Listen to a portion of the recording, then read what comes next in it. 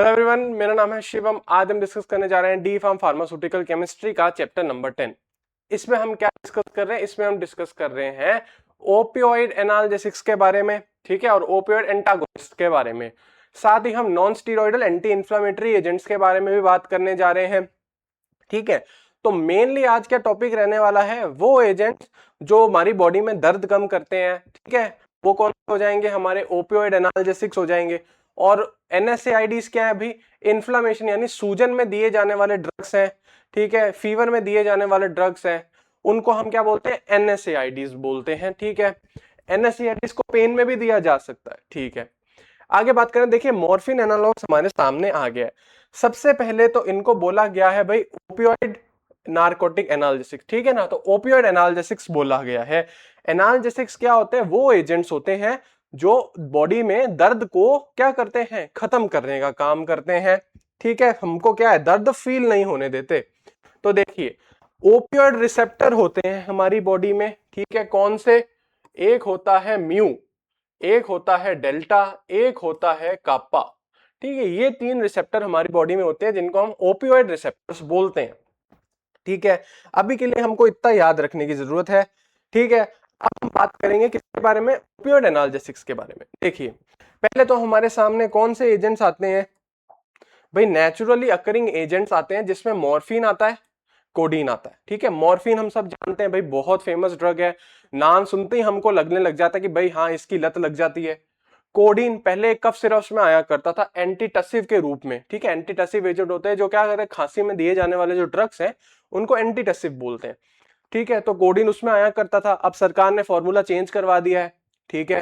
क्योंकि क्या होता था? इनसे इनसे लत लगती थी, पेशेंट को प्लेजर फील होता था, उसका मन करता था कि वो बार बार इन ड्रग्स को लें, ठीक है।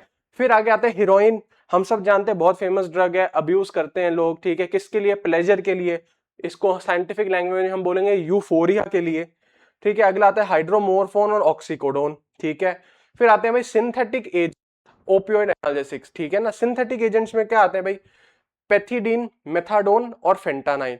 अब फेंटानाइल बहुत फेमस ड्रग है, किसमें? इसको भी बहुत अब्यूज किया जाता है, ठीक है ना। देखा जाए तो साउथ अमेरिका में, चाइना के अंदर, ठीक है, जो म्यांमार देश है वहां इसकी क्या होती है? रिफाइनिंग होती है और इसको कन्वर्ट किया जाता है ड्रग्स के अंदर। आगे की बात करें अब हम, तो ये सारे जो एजेंट्स हैं ये क्या करते हैं? ये एगोनिस्ट हैं, ये एक्टिवेट करते हैं। जो एनाल्जेसिक्स होंगे ये एक्टिवेट करेंगे किनको? ओपियोइड रिसेप्टर्स को।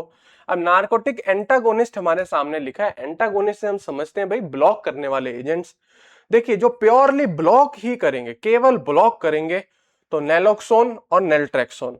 अब मिक्स्ड लिखा है तो मतलब ब्लॉक भी कर सकते हैं और एगोनिस्ट भी, मतलब एक्टिवेट भी कर सकते हैं। तो एग्जांपल है नेलॉर्फिन और ब्यूप्रीनॉर्फिन, ठीक है। ये हम सब जान गए। चलिए अब हम आगे की बात करें, ठीक है। अब हम थोड़ा इनके रिसेप्टर्स के बारे में जानते हैं, ठीक है। ये देखिए ओपियोइड रिसेप्टर्स के बारे में हमको यहां दे रखा है, थोड़ा जूम करते हैं। देखिए ओपियोइड जी प्रोटीन कपल रिसेप्टर्स होते हैं जो कि मध्यस्थता करते हैं, मीडिएट करते हैं एक्शंस एंडोजिनस ओपियोइड्स के। हमारी बॉडी के अंदर भी ओपियोइड्स बनते हैं। क्या नाम है उनके? एंडोर्फिन्स, एनकीफेलिन्स और डाइनॉर्फिन्स। ये हमारी बॉडी के अंदर बनने वाले ओपियोइड्स हैं, ठीक है। तो ओपियोइड रिसेप्टर्स क्या करते हैं भाई? पहले तो वो जी प्रोटीन कपल रिसेप्टर्स होते हैं, ठीक है, और वो रास्ता बनते हैं हमारे एंडोर्फिन्स, एनकेफेलिन्स और डाइनॉर्फिन्स का, कि वो अपना एक्शन कर पाए, ठीक है। साथ ही जो हमारे ओपियोइड ड्रग्स होंगे ना, वो भी क्या करेंगे? इन ओपियोइड रिसेप्टर्स पर बाइंड करके ही एक्शन शो करेंगे, ठीक है। यही बात हमको क्या करने की थी इसके बारे में। अब टाइप्स देख लेते हैं ओपियोइड रिसेप्टर्स के। अभी थ्री मेन टाइप्स हैं, म्यू, डेल्टा एंड कापा, ठीक है। सारे जी प्रोटीन कपल रिसेप्टर्स हैं, सीएनएस यानी सेंट्रल नर्वस सिस्टम में है, और थोड़े बहुत पेरिफेरल नर्वस सिस्टम में भी है, ठीक है। एंडोजिनस लिगैंड्स, ठीक है, देखें कौन से हैं भाई? एंडोजिनस बोल दिया, हमारी बॉडी के ही। एंडोर्फिन्स जो कि क्या करते हैं? म्यू रिसेप्टर पर बाइंडिंग उनकी प्रिफर्ड है। एनकेफेलिन्स क्या है? ये प्रिफर करते हैं डेल्टा रिसेप्टर पर बाइंड करने के लिए, और डाइनॉर्फिन्स प्रिफर करते हैं कापा रिसेप्टर पर बाइंड करने के लिए। अब एक्सोजिनस लिगैंड्स दे रखा है, देखिए मॉर्फिन, फेंटालाइन, मिथाडोन, ये किस पे बाइंड करेंगे? म्यू पे। डीपीडीपीई और डेल्टोर्फिन किस पे करेंगे, नाम से देखिए इसका नाम है डेल्टोर्फिन है, ठीक है। ये किस पे करेगा बाइंड भाई, डेल्टा वाले पे। और ये थोड़े बहुत ड्रग्स हैं, ये कोड हैं, इस पे तो ध्यान देने की जरूरत नहीं है। ये सेल्विनोरिन ए कापा रिसेप्टर पर बाइंड करेगा। हमारे तो इंपॉर्टेंट मेन 4-5 ड्रग ही हैं जिन पे हम बात करने वाले हैं, देख लेते हैं आगे। देखिए अब आ रहा है भाई म्यू रिसेप्टर्स की बात करी जा रही है। म्यू रिसेप्टर्स कहां होते हैं भाई, म्यू रिसेप्टर्स होते हैं ब्रेन के अंदर, पेरी एक्विडक्टल ग्रे मैटर। अब यहां पर सिंपल अपन ग्रे मैटर लिख सकते हैं, या ठीक है, अगर और आपको अगर डीपली डिटेल आंसर बनाना है तो आप लिख सकते हैं पेरी एक्विडक्टल ग्रे मैटर, ठीक है। या आप सिंपल लिख सकते हैं ब्रेन के अंदर थैलेमस में और लिम्बिक सिस्टम, आप भले ग्रे मैटर वाला ना भी लिखें। फिर आप लिख सकते हैं स्पाइनल कॉर्ड के अंदर है ये, और पेरिफेरल टिश्यूज के अंदर है, ठीक है। अब एंडोजिनस लिगैंड्स जो बाइंड करना चाहते हैं इस पे वो है बीटा एंडोर्फिन। ये हमारी बॉडी का ही क्या है, ओपियोइड है जो म्यू रिसेप्टर पर बाइंड करता है। फंक्शन देखिए म्यू रिसेप्टर के क्या है, सुप्रास्पाइनल एंड स्पाइनल एनाल्जेसिया। स्पाइनल से हम समझते हैं स्पाइनल कॉर्ड की बात करी है, एनाल्जेसिया मतलब कंप्लीट टर्मिनेशन ऑफ पेन, ठीक है ना। तो स्पाइनल में कंप्लीट टर्मिनेशन करना होगा पेन तब, ठीक है। यूफोरिया, बात प्लेजर मिलता है, खुशी होती है, सब कुछ अच्छा लगने लग जाता है, उसको यूफोरिया बोलेंगे। रेस्पिरेटरी डिप्रेशन, अब जो हमारी रेस्पिरेशन है उसको ये क्या कर देते हैं, उसको ये स्लो कर देते हैं रेस्पिरेशन की प्रोसेस को। मायोसिस कराते हैं, मायोसिस क्या होता है, डायलेशन ऑफ प्यूपिल। फिजिकल डिपेंडेंस, बात करी है भाई, क्या डर की बात है इनमें, इनमें डर की बात यह है कि ये डिपेंडेंस हो जाती है पेशेंट को, अगर वो ड्रग नहीं लेगा तो उसको लगेगा कि वो नॉर्मल नहीं है, वो सोसाइटी से अलग है, तो उसको दवाई लेनी पड़ेगी, ठीक है ना। इफेक्ट्स देखिए, पोटेंट एनाल्जेसिया मतलब बहुत ही पावरफुल एनाल्जेसिक एजेंट है ये, ठीक है। यूफोरिया, रेस्पिरेटरी डिप्रेशन, मायोसिस और कॉन्स्टिपेशन भी एक इनका क्या इफेक्ट है। अब इसके एगोनिस्ट जो इन रिसेप्टर्स को क्या करेंगे, एक्टिवेट करेंगे और इन सारे फंक्शंस करवाएंगे, ये सारे फंक्शंस करवाएंगे, वो क्या है भाई, मॉर्फिन है, फेंटानाइल है, मिथाडोन है, ऑक्सीकोडोन है और हेरोइन है, ठीक है। तो ये सारे कौन से हो गए भाई, ये सारे हो गए म्यू रिसेप्टर पर बाइंड करने वाले, मॉर्फिन, फेंटानाइल, मिथाडोन, ऑक्सीकोडोन और हेरोइन, ठीक है। एंटागोनिस्ट कौन से इसके, नेलोक्सोन और नेलट्रेक्सोन, ठीक है। तो एनाल्जेसिक से बात कर लिया, सॉरी म्यू रिसेप्टर्स की हमने बात कर ली है। अब आगे देखते हैं हम डेल्टा रिसेप्टर्स के ऊपर, हम तो आ चुके हैं। क्या बोला भाई, कहां होता है, ब्रेन के अंदर होता है डेल्टा रिसेप्टर। ब्रेन के भी कुछ पार्ट्स हैं उसके अंदर, देखिए कॉर्टेक्स में, लिम्बिक एरिया और ऑल्फैक्टरी बल्ब में, ठीक है। स्पाइनल कॉर्ड के अंदर भी ये होता है, ठीक है। आप ये लिख सकते हैं कि भाई simply brain and spinal cord भी आप लिख सकते हैं, इतना डिटेल में कोई जाने की आपको जरूरत नहीं है। एंडोजिनस ओपियोइड जो डेल्टा पर स्पेसिफिकली बाइंड करता है वो है एनकेफेलिन्स, ठीक है, वो इस पे बाइंड करते हैं।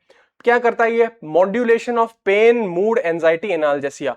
देखिए मेंटेन करके रखता है, मॉड्यूलेट करता है, हेर फेर करता है किसमें, पेन में, मूड, एंजाइटी और एनाल्जेसिया, ठीक है। ये इसके क्या हो गए, फंक्शंस हो गए।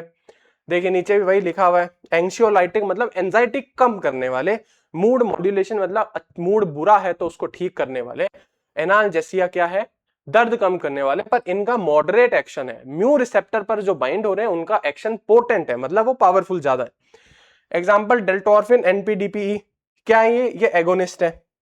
और नीचे है नेल्ट्रिडोल, ये क्या है, एंटागोनिस्ट है इसका, ठीक है। हमको तो मेनली म्यू रिसेप्टर्स पर जो बाइंडिंग हो रही है उस पर ज्यादा ध्यान देने की बात है, ठीक है। फिर हमारे पास कापा रिसेप्टर्स भी हैं जो कि spinal cord, brain stem, limbic system और पेरिफेरल टिश्यूज यहां पर होते हैं। एंडोजिनस ओपियोइड है इसका डाइनॉर्फिन, ठीक है। Spinal analgesia, sedation, dysphoria, psychotomimetic effects. क्या बोल रहा है, देखिए स्पाइनल एनाल्जेसिया, स्पाइन के अंदर दर्द है उसको ठीक कर देगा, सेडेशन करवा देगा, ठीक है। डिस्फोरिया करवा देगा, मतलब अभी हम कह रहे थे यूफोरिया करवाता है, डिस्फोरिया उसका उल्टा होता है, ठीक है। ये क्या कराता है, चिड़चिड़ाहट पैदा करवाता है, प्लेजर खत्म कर देता है, ठीक है। और डायूरेसिस इसका एक फंक्शन और है, बस हम जान गए, ये रहा इसके एगोनिस्ट सेल्विनोरिन ए, और ये रहा इसका क्या, ये रहा इसका एंटागोनिस्ट, ठीक है। अब देखिए हम बात कर चुके हैं ये काम कैसे करते हैं, देखिए इनके काम करने का तरीका भी जान ही लेते हैं हम। ये देखिए क्या बोल रहा है भाई, जी प्रोटीन कपल रिसेप्टर है, एक्टिवेट होने पर क्या होता है, एडिनाइलाइल साइक्लेस क्या होता है, इनहिबिट हो जाता है।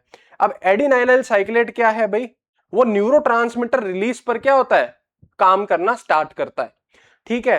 तो अब एडिनाइलाइल साइक्लेस नहीं निकला, ठीक है, उससे क्या होगा, न्यूरोट्रांसमीटर नहीं निकलेगा। CAMP क्या होता है भाई, साइक्लिक एडिनोसिन मोनोफॉस्फेट, ये क्या है, सेकेंडरी मैसेंजर है, ठीक है।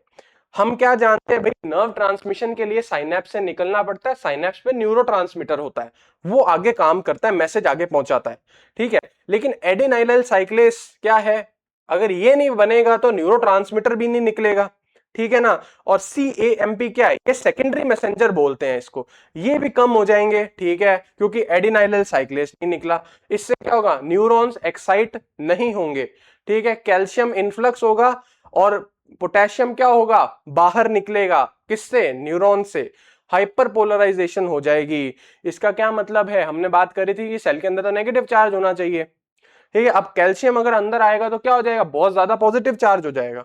बस आगे क्या लिखा है, रिजल्ट डिक्रीज्ड न्यूरोट्रांसमीटर रिलीज, इससे क्या होगा, न्यूरोट्रांसमीटर का रिलीज कम होगा और पेन ट्रांसमिशन कम हो जाएगा। बस यही बात होती है, कोई भी अगर मैसेज आगे लेकर जाना है तो न्यूरोट्रांसमीटर चाहिए हमको, ठीक है ना, क्योंकि दो न्यूरॉन के बीच साइनेप्स आता है, साइनेप्स पर तो न्यूरोट्रांसमीटर ही काम कर सकता है। अब एडिनाइलाइल साइक्लेस नहीं बना तो CGMP भी नहीं बना, इन दोनों के ना बनने से क्या हुआ, न्यूरोट्रांसमीटर भी नहीं रिलीज हुआ, ये भी नहीं हुआ तो क्या हो गया, और कैल्शियम आयंस का इन्फ्लक्स हो गया, कैल्शियम आयंस सेल के अंदर आ गए, पोटेशियम आयंस कहां हो गए, बाहर निकल गए। अब सेल के अंदर पॉजिटिव चार्ज आ गया बहुत ज्यादा, उससे क्या होगा, न्यूरोट्रांसमीटर रिलीज भी नहीं हुआ, उससे क्या होगा, पेन का ट्रांसमिशन नहीं होगा। ये देखिए, यही अभी हमने बात करी जो, ठीक है। क्लिनिकल रेलेवेंस देख लेते हैं, क्या बोलता है, म्यू एगोनिस्ट है, वो क्या करते हैं, पेन रिलीफ कराते हैं, सीवियर पेन रिलीफ। रिस्क क्या है, डिपेंडेंस और respiratory depression.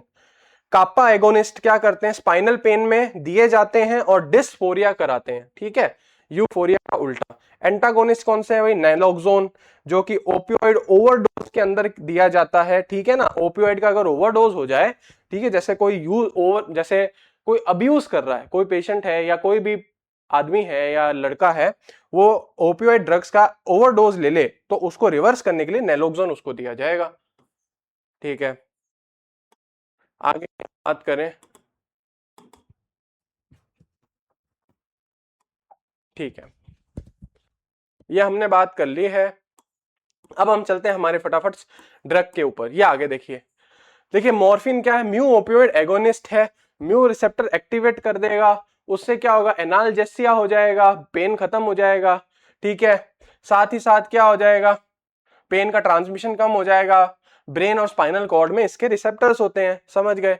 Codeine weak mu opioid agonist है, ये क्या है भाई, मॉर्फिन ज्यादा एक्टिव है, कोडीन उससे कम एक्टिव है। ये क्या होता है, कोडीन पहले इसको कन्वर्ट किया जाता है मॉर्फिन में, जिससे क्या होता है, पेन एंड कफ ये सप्रेस करता है, रोकता है, ठीक है। पैथिडीन है अगला, म्यू ओपियोइड एगोनिस्ट है, ये एनाल्जेसिया करवाएगा, सब वही है। मिथाडोन भी क्या है, म्यू ओपियोइड एगोनिस्ट, जितने भी एनाल्जेसिक्स होंगे वो एगोनिस्ट ही होंगे म्यू रिसेप्टर के, ठीक है। अब फेंटानाइल है, देखिए पोटेंट म्यू ओपियोइड एगोनिस्ट। अब देखिए ये पोटेंट लिखा है, इसीलिए इसका अब्यूज बहुत ज्यादा किया जाता है, ये और मॉर्फिन, ठीक है। Very potent analgesic due to anaesthesia, very potent analgesic used in anaesthesia, ठीक है।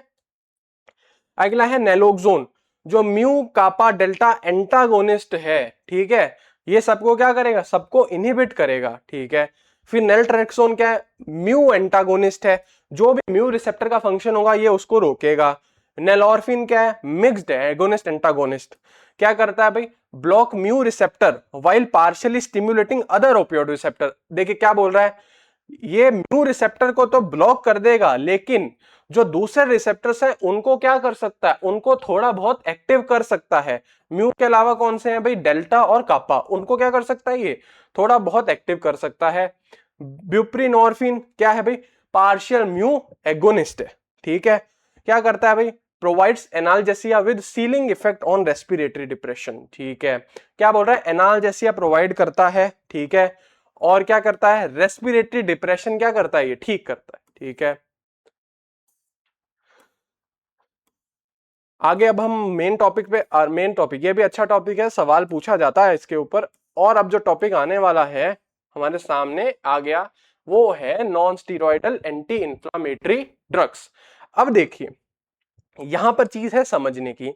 अब हम अगर बात करें कि भाई non steroidal anti inflammatory drugs इनकी बात करी, सबसे पहले अगर हम ध्यान दें कि भाई नॉन स्टीरॉयडल एंटी इंफ्लामेटरी बोला है, इन्फ्लामेशन होती है सूजन, एंटी इंफ्लामेटरी का मतलब सूजन में दिए जाने वाले, सूजन के खिलाफ काम करने वाले, समझ गए। तो सबसे पहले जब बात की जाए तो होगी स्वेलिंग। अब स्वेलिंग में होता है भाई सेल इंजर्ड, ठीक है, ये हम क्या गए हम समझ गए, स्वेलिंग हुई, सेल इंजर्ड हो गया, ठीक है। सेल मेम्ब्रेन है जो, सेल मेम्ब्रेन है जो, उसमें क्या होता है मेम्ब्रेन, ठीक है, वहां से क्या आएगा, देखिए वहां से आएगा फॉस्फोलिपिड्स, क्योंकि सेल मेम्ब्रेन क्या होगी, फॉस्फोलिपिड की बाइलेयर होती है। और जब सेल इंजर होगा तो सेल मेम्ब्रेन की इंटीग्रिटी भी टूट जाएगी, ठीक है ना। तो ये हम समझ गए, सेल मेम्ब्रेन के फॉस्फोलिपिड्स को ब्रेक डाउन होने लग जाएगा, उनका ब्रेक डाउन होने लग जाएगा। कौन ब्रेक डाउन करेगा भाई, करेगा फॉस्फोलाइपेस, फॉस्फोलाइपेस A2 एंजाइम फॉस्फोलिपिड्स का ब्रेक डाउन कर देगा सेल मेम्ब्रेन के। बनेगा क्या, आगे बनेगा एराकीडोनिक एसिड, एराकीडोनिक एसिड बनेगा। अब ये एराकीडोनिक एसिड आगे जाके कन्वर्ट होता है, इस पे भी बहुत से एंजाइम्स काम करते हैं। तो एक के कन्वर्ट होता है 5 लाइपो ऑक्सीजनेस में, ठीक है, 5 लाइपो ऑक्सीजनेस में ये कन्वर्ट हो जाता है। साथ ही ये कन्वर्ट होता है साइक्लो ऑक्सीजनेस में, साइक्लो ऑक्सीजनेस में ये कन्वर्ट हो जाता है। अब हीरो हमारा कौन है, हम किस पे ध्यान देंगे, हम ध्यान देंगे साइक्लो ऑक्सीजनेस पे, ठीक है, क्योंकि यही मेन एजेंट है जो पेन इन्फ्लामेशन उसको क्या करता है, उसके अंदर ये मीडिएटर का काम करता है, इसके कारण ही हमको महसूस होती हैं चीजें, ठीक है। तो ये साइक्लोऑक्सीजनेस एंजाइम है। अब हम इसकी बात करेंगे, ये पाथवे आप समझ चुके हैं, ठीक है। आइए देखिए, साइक्लोऑक्सीजनेस को लिखा जाता है कॉक्स, ठीक है, कॉक्स 1 एंड कॉक्स 2, दो तरीके के इंपॉर्टेंट एंजाइम्स हैं जो इन्फ्लामेशन और पेन के अंदर क्या करते हैं, काम करते हैं हमारे। कॉक्स 1 का काम होता है रेगुलेशन करने का नॉर्मल बॉडी फंक्शंस। ये क्या है, ये नॉर्मली भी बॉडी में होता ही है, ठीक है, बना हुआ होता है। ये काम करता है क्या, देखिए ये काम करेगा हमारे जो गैस्ट्रिक म्यूकोसा है, गैस्ट्रिक म्यूकोसा उसको हेल्दी रखेगा, ताकि जो हमारे स्टमक का एसिड है वो हमारे स्टमक की वॉल को खराब ना करे, ठीक है। फिर एक आता है रीनल परफ्यूजन, रीनल परफ्यूजन, ये रीनल परफ्यूजन में क्या होता है, ये एंजाइम इंश्योर करता है कि हमारी जो किडनीज है उसकी ब्लड वेसल्स डायलेट रहें और उसमें ब्लड अच्छी मात्रा में पहुंचे, ताकि ब्लड क्या हो, अच्छे से फिल्टर हो। ये भी समझ गए रीनल परफ्यूजन। फिर एक तीसरा काम और ये क्या करता है, प्लेटलेट्स, प्लेटलेट्स जो होते हैं उनकी मात्रा को बनाए रखता है जितनी बॉडी में जरूरत है। हम क्या जानते हैं भाई, 1.5 लाख तक नॉर्मल वैल्यू है, लोअर थ्रेशोल्ड क्या है 1.5 लाख से, ठीक है ना, 1.5 लाख बनी क्या नॉर्मल थ्रेशोल्ड है, उतने बना के रखता है ये, ठीक है। कॉक्स 2, अभी कॉक्स 2 की क्या बात है, कॉक्स है, देखिए कॉक्स 2 क्या करता है, इन्फ्लामेशन, ठीक है, इन्फ्लामेशन, इन्फ्लामेशन के टाइम पर, ठीक है, फीवर, ठीक है, और ये क्या करता है,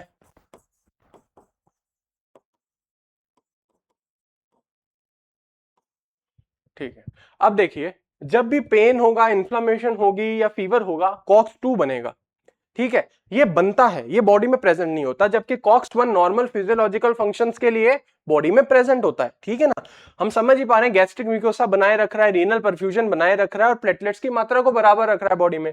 वहीं अगर कॉक्स 2 की बात करें तो ये इन्फ्लेमेशन फीवर पेन के दौरान बनता है और प्लेटलेट्स की मात्रा को क्या करता है, कम करता है, ठीक है। ये चीज हम समझ गए।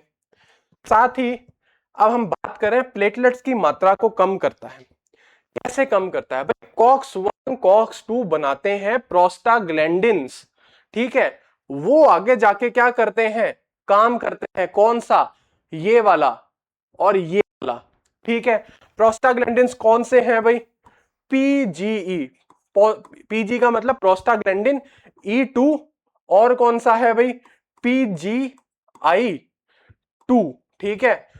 PGI का मतलब प्रोस्टासाइक्लिन, ठीक है। PGI है ना, भले लिखा PGI है पर होगा क्या प्रोस्टासाइक्लिन, ठीक है। और क्या है PGF2 अल्फा, PGF2 अल्फा, ये क्या है इसका, ये तीन हमारे मेन प्रोस्टाग्लैंडिन्स हैं जो काम करते हैं, ठीक है। COX-1 COX-2 हैं, ये आगे प्रोस्टाग्लैंडिन्स बनाते हैं, वो आगे ये काम करते हैं, ये हम समझ गए। आगे देखेंगे अब थ्योरी में चलते हैं, चलिए। ये देखिए, ये पाथवे आ चुका है, हमने अभी जो पढ़ा भाई, सेल मेम्ब्रेन फोस्फोलिपिड से बनी होती है, फोस्फोलाइपेज A2 उसको तोड़ देता है, एराकिडोनिक एसिड बनता है, फिर साइक्लोऑक्सीजनेस COX-1 COX-2 बनते हैं, जिससे क्या बनते हैं प्रोस्टाग्लैंडिन G2, फिर बनते हैं प्रोस्टाग्लैंडिन H2, ठीक है। और उसके बाद हमारे मेन प्रोस्टाग्लैंडिन्स बनते हैं, कौन से PGE2 यानी प्रोस्टाग्लैंडिन E2, PGI2 यानी प्रोस्टासाइक्लिन, TXA यानी थ्रोम्बोक्सिन A2 और PGF2 अल्फा, ठीक है। ये और ये तो तीन हमारे क्या हो गए प्रोस्टाग्लैंडिन, और ये थ्रोम्बोक्सिन A2 ये क्या करता है भाई, ये ही तो मेन एजेंट है जो प्लेटलेट्स की क्लंपिंग जब होती है, जब चोट लगती है तो प्लेटलेट्स जाके वहां फंसने लग जाते हैं और एक क्या करते हैं वुंड को हील करने का काम करते हैं। तो थ्रोम्बोक्सिन A2 ही मेन काम करता है क्या भाई, प्लेटलेट एग्रीगेशन का और वासोकंस्ट्रिक्शन का, ठीक है ना। ये हम क्या गए, ये हम समझ गए भाई। अब आगे बात करेंगे किसके बारे में, अब आगे बात करेंगे हम हमारे ड्रग्स के बारे में। देखिए क्लासिफिकेशन सीधा आ चुका है, non steroidal anti inflammatory drugs are group of drugs that reduce pain, inflammation and fever by inhibiting prostaglandin synthesis. सीधा सीधा लिख दिया भाई, पेन, इन्फ्लेमेशन, फीवर को कम करते हैं प्रोस्टाग्लैंडिन सिंथेसिस को रोककर। कौन करता है ये, NSAIDs। चलिए COX-1 लिखा है कॉन्स्टिट्यूटिव एंजाइम है, ठीक है, मतलब फिजियोलॉजिक फंक्शंस करता है, इसीलिए कॉन्स्टेंटली बॉडी में प्रेजेंट होगा। COX-2 इंड्यूसेबल एंजाइम है, कब, मतलब इंड्यूसेबल मतलब किसी के कारण बनता है, तो इन्फ्लेमेशन के कारण बनता है, ठीक है। आगे की बात देखें तो NSAID में सैलिसाइलेट्स पहला आता है, जिसमें आता है एस्पिरिन, जिसका केमिकल नाम है एसिटाइल सैलिसिलिक एसिड। दूसरा देखें तो आता है सोडियम सैलिसिलेट, कोलाइन सैलिसिलेट, ठीक है, डाइफ्लूनिसेल एंड सैलसालेट, ठीक है। फिर प्रोपियोनिक एसिड डेरिवेट आते हैं, काफी फेमस है, आइबुप्रोफेन, नेप्रोक्सेन, कीटोप्रोफेन, फ्लर्बिप्रोफेन, फिनोप्रोफेन और ऑक्साप्राजोसिन, ठीक है। ये प्रोपियोनिक एसिड डेरिवेटिव्स है। फिर अलग क्लास आती है एसिटिक एसिड डेरिवेटिव्स, जिसमें इंडोमिथासिन, सुलिंडैक, डाइक्लोफिनैक, इटोडोलैक, किटोरोलैक। किटोरोलैक हम जानते हैं दर्द, जब दांत का दर्द होता है तब दिया जाता है। टॉलमेटिन एंड एसिक्लोफिनैक, भाई हम जानते हैं एसिक्लोफिनैक को तो, ठीक है। इनोलिक एसिड डेरिवेटिव्स, पिरोक्सिकैम, मिलॉक्सिकैम, टिनॉक्सिकैम, लोरनॉक्सिकैम, ठीक है, ये हो गए ऑक्सीकैम्स। अब आता है अगली क्लास, देखिए इसका मैकेनिज्म एक्शन के हिसाब से ही है, लिखा है सिलेक्टिव COX-2 इनहिबिटर, मतलब COX-2 एंजाइम को ही रोकते हैं, ठीक है, जैसे कि सेलिकॉक्सिब, इटोरिकॉक्सिब, पेरिकॉक्सिब और रोफिकॉक्सिब, वेल्डिकॉक्सिब। और ये वेल्डिकॉक्सिब, रोफिकॉक्सिब काफी कंट्रीज में बैन हो चुके हैं। अदर उसमें कौन सा आता है, नीमूसेलाइड, ठीक है, नेबुमिटोन, लॉक्सोप्रोफेन, मिफेनामिक एसिड और ड्रोक्सिकैम, ठीक है। आगे की बात करें, अब हम इनके मैकेनिज्म ऑफ एक्शन की बात करें अगर, ठीक है, कैसे होता है भाई, कॉक्स एंजाइम को इनहिबिट करते हैं, ठीक है, प्रोस्टाग्लैंडिन सिंथेसिस को रोक देते हैं, बस यही हमको ध्यान रखने की बात है। आगे हम हमारे ड्रग्स के बारे में बात करेंगे, ठीक है। आइए अब इनका ड्रग्स देखते हैं हम, और इनका मैकेनिज्म ऑफ एक्शन भी साथ ही जान लेंगे। देखिए एस्पिरिन आता है, काफी फेमस है, ठीक है, क्या करता है, इरिवर्सिबली इनहिबिट करता है। एस्पिरिन थोड़ा हम इस पे ध्यान देंगे, एस्पिरिन क्या बोलता है भाई, इरिवर्सिबली इनहिबिट कर देता है COX-1 COX-2 को, ठीक है, बाय एसिटाइलेशन। एसिटाइलेशन प्रोसेस से क्या करता है, COX-1 COX-2 को इनहिबिट करता है, रिड्यूस करता है प्रोस्टाग्लैंडिन सिंथेसिस। कौन से प्रोस्टाग्लैंडिन, PGE2, PGI2, साथ ही थ्रोम्बोक्सिन A2 सिंथेसिस भी रोक देता है। Produces analgesic, anti inflammatory and anti platelet effects. देखिए एस्पिरिन में साइड इफेक्ट की दिक्कत है, क्यों, क्योंकि ये क्या करता है, इरिवर्सिबली एक तो इरिवर्सिबली इनहिबिट कर रहा है कॉक्स 1 कॉक्स 2 को। कॉक्स 2 का तो ठीक है, पर कॉक्स 1 का क्या काम था भाई? फिजियोलॉजिकल फंक्शंस का काम था। अगर उसको इनहिबिट कर देगा तो प्लेटलेट्स की मात्रा गिरेगी, ठीक है। साथ ही हमारी जो नॉर्मल बॉडी फंक्शन है जैसे gastric mucosa, renal perfusion maintain करना, वो भी डिस्टर्ब हो जाएगा। तो यही दिक्कत बोल रहा है कि भाई एस्पिरिन क्या करता है, साइकॉक्स 1 कॉक्स 2 दोनों को इनहिबिट करता है। एक तो ये दिक्कत हो गई, और एक क्या हो गई, ये प्रोस्टाग्लैंडिन्स को तो इनहिबिट कर ही रहा है, चलो उससे भी कोई दिक्कत नहीं, TXA2 यानी थ्रोम्बोक्सिन A2 को भी इनहिबिट कर देता है। अब इसको इनहिबिट करने से क्या होता है भाई? इसको इनहिबिट करने से हमारा जो प्लेटलेट एग्रीगेशन है वो डिस्टर्ब हो जाता है, वो खराब हो जाती है प्रोसेस। और अगर प्लेटलेट एग्रीगेशन नहीं होगा तो ब्लड, अगर चोट लग गई किसी के तो ब्लड उसके निकलता रहेगा, क्योंकि प्लेटलेट एग्रीगेशन रुक जाएगा थ्रोम्बोक्सिन A2 इनहिबिट करने पे, ठीक है ना। ये बोल दिया है भाई, ये एंटी प्लेटलेट इफेक्ट दिखाता है। और साथ ही साथ क्या बोल रहा है? इरिवर्सिबली इनहिबिट करता है कॉक्स 1 को कॉक्स 2 को। भाई देखो, प्लेटलेट में क्या होता है, कॉक्स 1 होते हैं, ठीक है। तो कॉक्स 1 जो प्लेटलेट्स पे अगर उसको इरिवर्सिबली इनहिबिट कर देगा ना, तो हमारा प्लेटलेट क्या होता है, प्लेटलेट के पास न्यूक्लियस नहीं होती, तो वो अपना नया एंजाइम नहीं बना सकते, कॉक्स 1 वापस नया नहीं बना सकते, ठीक है ना। तो क्या हो गया भाई, एस्पिरिन ने एसिटाइलेशन से वो हमारा जो प्लेटलेट है उसका क्या कर दिया, उसका कॉक्स 1 इनहिबिट कर दिया। अब प्लेटलेट में क्या होगा, भले ही बंदे ने, जो पेशेंट है उसने एस्पिरिन लेना छोड़ दिया, लेकिन प्लेटलेट में तो अभी भी एस्पिरिन जमा रहेगी। और जब तक जमा रहेगी, जब तक वो पुराने प्लेटलेट्स की डेथ ना हो जाए और नए प्लेटलेट्स ना बन जाए, ठीक है ना। तो ये दिक्कत है भाई, छोड़ने पर भी प्लेटलेट्स में जमा रहेगी, जब तक प्लेटलेट्स मरेंगे नहीं, नए वापस नहीं बनेंगे तब तक, ठीक है। थ्रोम्बोक्सिन A2 क्या करेगा भाई, इसको इनहिबिट कर दिया एस्पिरिन ने, तो भी प्लेटलेट एग्रीगेशन नहीं हो पाएगा, ठीक है। बस ये बात थी। Ibuprofen irreversible inhibit COX 1, sorry reversible inhibit COX 2, synthesis कम कर, रिलीफ पेन, फीवर, इन्फ्लेमेशन, वही काम है। नेप्रोक्सिन देखें, कॉक्स 1 कॉक्स दोनों को इनहिबिट करता है रिवर्सिबली, प्रोस्टाग्लैंडिन फॉर्मेशन कम हो जाती है, पेन और इन्फ्लेमेशन, फीवर भी हमको कम हो जाता है। डाइक्लोफिनेक बहुत फेमस ड्रग है, स्प्रे के रूप में भी आता है मार्केट में आजकल, ठीक है ना। Preferentially inhibit COX 2, also inhibit COX 1 and to some extent, ठीक है। क्या बोला है, कॉक्स 2 पर क्या करता है, ये कॉक्स 2 को इनहिबिट करता है और थोड़ी मात्रा में कॉक्स 1 को भी इनहिबिट करता है, प्रोस्टाग्लैंडिन सिंथेसिस को कम करता है, और इन्फ्लेम्ड टिश्यूज को भी क्या करता है, ठीक करता है, क्योंकि इस पे पोटेंट एंटी इंफ्लामेटरी एक्शन है, एनाल्जेसिक एक्शन है। हम सब जानते हैं भाई, इसका किस में फॉर्म में आता है, डाइक्लोफिनेक जेल के फॉर्म में आता है, क्रीम के फॉर्म में भी आता है, स्प्रे के फॉर्म में। अगला आता है इंडोमेथासिन, नॉन सिलेक्टिव कॉक्स है, कॉक्स 1 2 किसी को भी इनहिबिट कर सकता है, ठीक है। That decreases prostaglandin synthesis, thereby reducing inflammation, pain, fever. अगला आता है किटोरलैक, नॉन सिलेक्टिव है, कॉक्स 1 कॉक्स 2 किसी को भी इनहिबिट कर सकता है, ठीक है। प्रोड्यूस क्या करता है, प्रोस्टाग्लैंडिन रिडक्शन करता है, प्रोस्टाग्लैंडिन प्रोडक्शन को रोकता है, ठीक है। शॉर्ट टर्म मैनेजमेंट के लिए यूज होता है, मॉडरेट टू सीवियर पेन, ठीक है ना। हम समझ गए, पिरोक्सिकैम, मिलोक्सिकैम, सेलिकॉक्स, ठीक है। पिरोक्सिकैम, मिलोक्सिकैम, ठीक है। एक टिनॉक्सिकैम और होता है, ठीक है। क्या बोला है ये, लॉन्ग एक्टिंग नॉन, पिरोक्सिकैम की बात हो रही है, नॉन सिलेक्टिव कॉक्स इनहिबिटर है, बस। मिलोक्सिकैम क्या है, कॉक्स 2 प्रिफर करता है कॉक्स 2 को इनहिबिट करने के लिए, ठीक है। होएगा क्या आगे, इससे होना तो वही है, पेन कम हो रहा है, फीवर कम हो रहा है, इन्फ्लेमेशन कम हो रही है, ठीक है। Celecoxib selectively inhibit COX 2, selective, देखिए कॉक्सिब वाले जितने भी हैं वो क्या है, सिलेक्टिव कॉक्स 2 इनहिबिटर है, ठीक है ना। ये हम सब जान गए, इटोरिकॉक्सिब, सेलिकॉक्सिब, वेलकॉक्सिब, ये क्या है भाई, कॉक्स 2 इनहिबिटर है। कॉक्सिब वाले, कॉक्सिब्स जिनके एंड में आ रहा है, कॉक्स 2 इनहिबिटर होंगे, सिलेक्टिव। मिफेनमिक एसिड अगला आता है भाई, नॉन सिलेक्टिव है, कॉक्स 1 कॉक्स 2 दोनों को इनहिबिट कर सकता है, प्रोस्टाग्लैंडिन सिंथेसिस कम कर देगा, इन्फ्लेमेशन, एंटीपायरेटिक इफेक्ट है इसके, ठीक है ना। नीमूसेलाइड बहुत है भाई, देखिए हम जानते हैं किस में आता है भाई, टैबलेट आती है निसिप नाम से, जिसके अंदर क्या है, नीमूसेलाइड है। प्रेफरेंशियल कॉक्स 2 इनहिबिटर है, ठीक है। That suppress prostaglandin synthesis, inflammatory mediator release, producing analgesic anti inflammatory effects, ठीक है।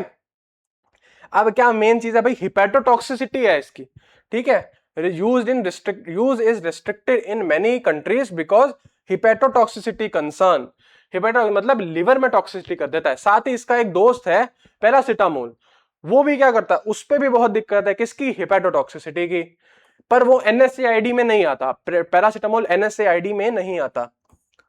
ठीक है, आगे की अब बात करें हम, देखिए मार्केटेड प्रिपरेशंस हमारे सामने आ चुकी हैं। एस्पिरिन की देखिए डिस्प्रिन बहुत फेमस है। ठीक है, आगे किटोरोलैक की देख लीजिए, किटोरोल नाम से आती है, और देखिए टोरोलैक्यूलर नाम से आती है। आई ड्रॉप है, देखिए इसमें किटोरोलैक का आई ड्रॉप है। ठीक है, नेप्रोक्सिन की टैबलेट्स, नेप्रोसिन ऐसा सस्टेन रिलीज टैबलेट भी आ रही है। देखिए यहां पर देखें हम भाई, इसमें से हम क्या जानते हैं, एसिटाइल सैलिसिलिक एसिड बोल दिया है इसने, ऑलरेडी बोल चुका है एसिटाइल सैलिसिलिक एसिड। अब देखिए एसिड बोल दिया है, COOH तो आएगा ही, ये COOH ही है, ये मेरा बेंजीन है, ये भी हम जानते हैं। ठीक है ना, अब क्या है भाई, अब कोई दिक्कत नहीं है, बेंजीन तो बना सकते हैं, बेंजीन बना ली हमने। ठीक है, उसके ऊपर COOH जोड़ दिया, ये बन गया हमारा स्ट्रक्चर। ठीक है, अब क्या करूंगा मैं, इससे ऑक्सीजन जोड़ दूंगा। अब ऑक्सीजन जुड़ी है, तो एक ही बॉन्ड बनाया मैंने ऑक्सीजन का, मैं भूल गया दूसरा बनाना, तो हमने कहा चलो इससे ना बना के हम कार्बन से बना देते हैं। ठीक है, तो हमने क्या लिया है, हम कार्बन ले आए भाई इधर। ठीक है, COCH3 जोड़ दिया फिर से मैंने, बस ये हमारा स्ट्रक्चर है। ठीक है ना, सिंपल क्या करना है भाई, बेंजीन बनानी है, ऊपर COOH जोड़ देना है पैरा पे। ठीक है, फिर ऑर्थो पे O से ऑर्थो, O से ऑक्सीजन जोड़ दी, उसी ऑक्सीजन से COCH3 जोड़ दिया, ये स्ट्रक्चर है, सिंपली ये बनाना है। ठीक है, हाँ इसको पूछा जा सकता है एग्जाम में। ठीक है, अगर एस्पिरिन या एनएसएआईडी में कोई क्वेश्चन आए तो आप ये स्ट्रक्चर बनाएं तो बूस्ट मिलता है आपके आंसर को। ठीक है, ये आपके सामने स्ट्रक्चर है। ठीक है, तो ये हमने डिस्कस कर लिया एनाल्जेसिक्स के बारे में, एनएसएआईडीज के बारे में। तो ये हमारा चैप्टर नंबर 10 कंप्लीट हो चुका है। मिलते हैं नेक्स्ट वीडियो में, लाइक एंड सब्सक्राइब।